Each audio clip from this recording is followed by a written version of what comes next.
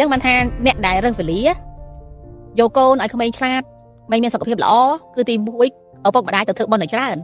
ធ្វើបុណ្យអហោសិកម្មឲ្យពួកម្ចាស់កម្មពីហ្នឹងរបស់កូនម្ចាស់កម្មពីរបស់ខ្លួនឯងអហោសិកម្មទៅដើម្បីកូនកើតមកចំថ្ងៃល្អមកល្អហ្នឹងចឹងនៅពេលដែលក្មេងកើតចំថ្ងៃល្អមកល្អទី1គឺសុខភាពល្អចាសុខភាពល្អកតញ្ញូឆ្លាត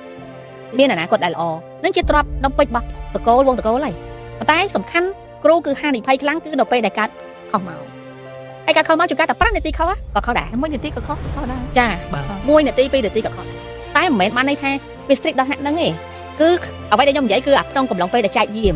ចឹងខ្ញុំឧទាហរណ៍ថាក្នុងម៉ោង11ទៅម៉ោង1ហើយនឹងពីម៉ោង9ដល់ម៉ោង11ឃើញខុសគ្នា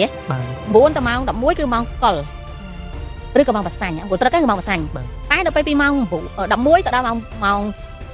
1គឺម៉ោង7ចឹងអានេះអា8:59នេះតែនាឡិកាហ្នឹងវាត្រង់ណាស់ហ្នឹងអត់ហ្នឹងអញ្ចឹងហើយតែថ្ងៃហ្នឹងនេះហេតុអីវើវាកំណត់50ដែលយើងកើតណាវាចែកនៅក្នុងម៉ោងណាកើតនៅក្នុងម៉ោង11គត់ចែកឬម៉ោង11 10នាទីឬមួយក៏ម៉ោង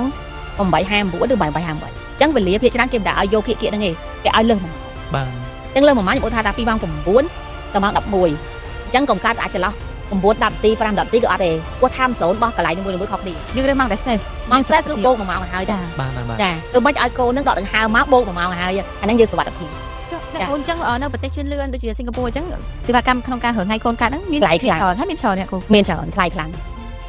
ចាខ្មែរយើងឥឡូវក៏ចាប់ដើមបងប្អូនគាត់ទទួលថាបច្ចុប្បន្នសំខាន់គឺតគ្នាបានផលមួយតគ្នាចាតគ្នាពីច្រើនខ្ញុំអត់សូវប្រម៉ូទរឿងហ្នឹងទេព្រោះទី1កាលណាអាហ្នឹងវា popular ពេកវាមានអាអ្នក fake ច្រើនគ្រោះថ្នាក់វិញអញ្ចឹងគេថារើសវេលាខ្ញុំជួបច្រើនណាឬរើសវេលាឲ្យទៅមើលមកឃើញអាយុខ្លី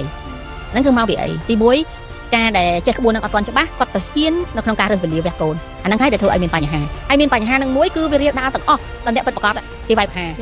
នឹងអញ្ចឹងចាំបានថាអ្នកមិនចេះពិតប្រាកដអត់គួរមិនគួរទេបាបធ្ងន់ហ្មង